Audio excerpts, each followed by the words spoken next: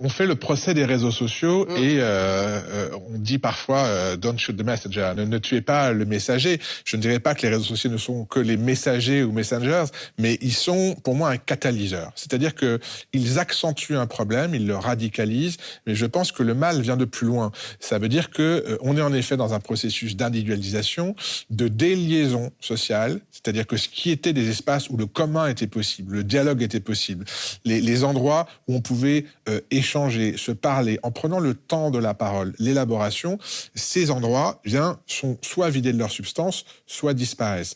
Résultat, effectivement, les espaces qui existent sont des espaces de réseaux sociaux où on est dans une logique davantage de l'émission que dans la logique de l'interaction. C'est-à-dire que le but, c'est ce que j'appelle une conception balistique de la parole, c'est l'impact. Conception balistique de la parole. Exactement. La parole comme une balle, oui. Ça veut dire que l'objectif, c'est quoi? C'est de frapper, c'est de tuer l'autre, c'est de l'annihiler, c'est pas d'être dans l'échange, dans le conversationnel? En fait, on confond, si vous voulez pour moi, la parole avec l'éloquence avec la performance, et la performance avec l'impact. On réduit donc la parole à l'impact. Et ce que j'appelle la conception balistique, ça veut dire qu'il s'agit d'envoyer son trait, son post, son tweet, de balancer littéralement, et d'avoir le plus de frappes possible. C'est l'ère de la punchline et du clash.